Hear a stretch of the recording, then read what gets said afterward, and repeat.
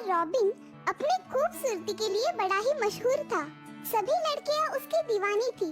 बड़े बड़े देशों से उसके लिए विवाह के प्रस्ताव आया करते थे, लेकिन राजकुमार रॉबिन अपनी ही सुंदरता में इतना खोया हुआ था कि वो हर एक प्रस्ताव ठुकरा देता। दिन भर वो सिर्फ अपने आप को ही आईने में निहारता रहता। वाह, मेरी खूबसूरती का तो कोई जवाब नहीं। मेरे जैसा सुंदर राजकुमार तो पूरी दुनिया में नहीं होगा। एक बार रॉबिन शिकार के लिए निकला। जंगल में उसे एक बड़ा ही सुंदर तालाब दिखाई दिया। अरे वाह, कितना सुंदर तालाब है। थोड़ी देर यहाँ पे आराम कर लेता हूँ। रॉबिन उस तालाब के पास पानी पीने जाता है।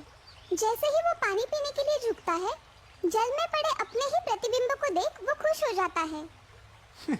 इससे सुंदर और दुनिया में भला क्या हो सकता है। तभी राजकुमार के कानों पर एक आवाज आती है। बेटा, बड़ी प्यास लगी है, थोड़ा पानी ला के दे सकते हो? राजकुमार देखता है, थोड़ी दूर एक बूढ़ी औरत खड़ी है। हाँ? तुम हो क्या चीज? तुम जैसी बदसूरत और भयानक चीज मैंने आज तक नहीं देखी। बेटा, बुढ़ापे में सभी की हालत मुझ जैसे ही हो जाती है। तुम भी जब बूढ़े हो जाओगे तब। क्या कहा तुमने?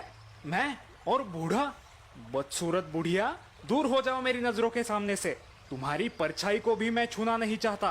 रॉबिन के इतना कहने पर वो बूढ़ी औरत वहाँ से अदृश्य हो जाती है और उस जगह पे एक सुंदर सी परी प्रकट होती है।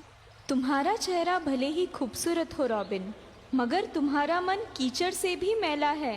तुम्हें अपनी सुंदरता पे बड़ा घमंड है ना? तो सुनो, आज से तुम इस तालाब में रहने वाले एक मेंढक के रूप में बदल जाओगे। परी के इन शब्दों के साथ ही राजकुमार रॉबिन एक बेढंगे मेंढक के रूप में बदल गया। अपना ये बदला हुआ रूप देख रॉबिन परी के सामने रोने और गिड़गिड़ाने लगा। मुझे माफ कीजिए, इतनी बड़ी सजा मत दीजिए मुझे। मैं दोबारा ऐसी गलती नहीं करूंगा, मुझे माफ कर दीजिए। ठीक है, जब कोई राजकुमारी तुम्हें अपना दोस्त मान लेगी और सच्चे मन से और प्यार से तुम्हें चूम लेगी, तभी तुम अपने असली रूप में वापस आ पाओगे। इतना कहकर परी अदृश्य हो गई। वो मेंढक भी किसी राजकुमारी की राह देखते हुए उस तालाब में अपने दिन बिताने लगा। ओ मेरी राजकुमारी, तू जल्दी से आ जाना। मैं रोज गाऊं गाना, मेरे दिल का यही फसाना। तू जल्दी से आ जाना, तू जल्दी से आ जाना, मेरे दिल का यही फसाना। मैं रोज गाऊं गाना। अयो, ये किसने फेंका? अरे तेरा ये बेसुरा गाना सुन किसी ने पत्थर फेंक के मारा होगा।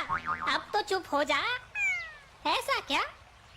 अचानक मेंढक की नजर तालाब के किनारे बैठी एक खूबसूरत लड़की पर पड़ती है। क्या ये कोई राजकुमारी है? वो कूदते हुए उस लड़की के पास जाता है। क्या तुम कोई राजकुमारी हो? तुम्हें इससे मतलब? चले जाओ यहाँ से। दिखता नहीं मैं रो रही हूँ। पर तुम रो क्यों रही हो? मेरी सुनहरी गेंद इस तालाब में गिर गई है। उसके बिना मैं महल वापस कैसे जाऊँ? महल? इसका मतलब तुम सच में राजकुमारी हो, है ना? हाँ बाबा हाँ, मेरा नाम झिलमिल है और मैं एक राजकुमारी हूँ। अब तुम जाओ यहाँ से, भद्दे मेंढक। राजकुमारी झिलमिल, मैं तुम्हारी मदद कर सकता हूँ। मैं वो गेंद तुम्हें वापस लाके दे सकता हूँ। क्या सच में? तुम झूठ तो नहीं बोल रहे? नहीं, मगर तुम्हें मेरी 3 शर्तें माननी पड़ेगी। तुम्हें मेरे साथ दोस्ती करनी पड़ेगी, मेरे साथ खाना भी खाना होगा और मैं तुम्हारे तकिए पे सिर रखकर सोऊंगा भी। बस इतनी सी बात? मुझे मंजूर है। जाओ, अब जल्दी से मेरी वो गेंद लेके आओ। झिलमिल की हाँ सुनकर मेंढक को बड़ा हर्ष हुआ। उसने तालाब में डुबकी लगाई और वो सुनहरी गेंद ढूंढकर उसे झिलमिल के हाथों में सौंप दिया। गेंद मिलते ही झिलमिल वहाँ से भाग निकली।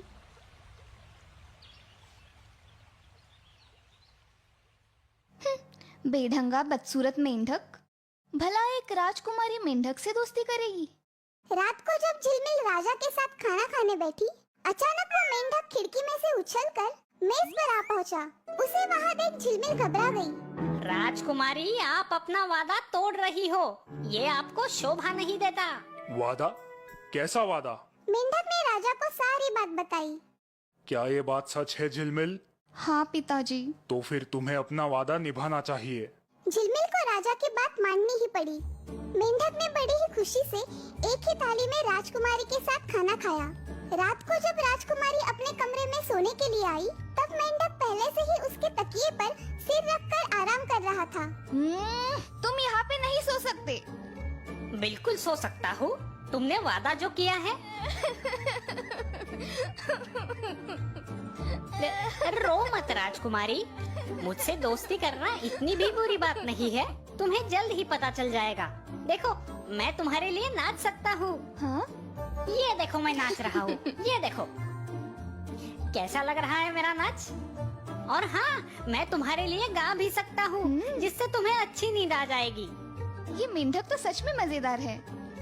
ओ मेरी राजकुमारी, तू जल्दी से सो जाना। मैं गाऊं बस एक यही गाना, तू जल्दी से सो जाना। ये भी कोई गाना है? तुम बदसूरत तो हो ही, साथ ही में बेसुरे भी हो। ऐसा बोलकर झिलमिल ने वो तकिया जोरों से हवा में उछाल दिया। बेचारा मेंढक इस झटके से दीवार पर जा टकराया और वहीं पे बेहोश होकर गिर पड़ा। ये देख झिलमिल घबरा गई। ये मैंने क्या कर दिया? मेंढक, नन्हे मेंढक, उठ भी जाओ मेरे प्यारे मेंढक। तुम सच में बड़े ही मजेदार हो। अब उठ भी जाओ, मैं सच में तुमसे दोस्ती करना चाहती हूँ। मैंने तुमसे कितना बुरा बर्ताव किया, लेकिन फिर भी तुमने मेरे लिए गाना गाया, मुझे खुश करने की कोशिश की। तुम सच में कितने अच्छे हो, प्यारे हो। अब उठ भी जाओ। ऐसा कहकर राजकुमारी रोने लगी और उसने मेंढक को उठाकर हल्के से चूमा। जैसे ही झिलमिल ने मेंढक को चूमा, उसके शरीर में से एक तेज रोशनी निकलने लगी। पहले तो वो घबरा गई, मगर जैसे ही उसने देखा कि मेंढक की जगह पर एक बड़ा ही हसीन राजकुमार खड़ा है, वो दंग रह गई। क्या तुम कोई राजकुमार हो? हाँ झिलमिल, मेरा नाम रॉबिन है। मेरी घमंड की वजह से ही मुझे ये रूप मिला था, जिससे आज तुमने मुझे आजाद कर दिया। मैं तुम्हारा बहुत आभारी हूँ। जैसे ही राजकुमार ने झिलमिल का हाथ थामा, झिलमिल का चेहरा शर्म से लाल हो गया। ये बात राजा को भी पता चली और उसने उन दोनों की शादी बड़े ही धूमधाम से की। शादी में तालाब के सभी मेंढकों को भी न्योता भेजा गया था। देख भाई देख, ये दुनिया देख, मन की आँखों से दुनिया देख। सूरत पे न जा, सीरत देख, मन की आँखों से दुनिया देख।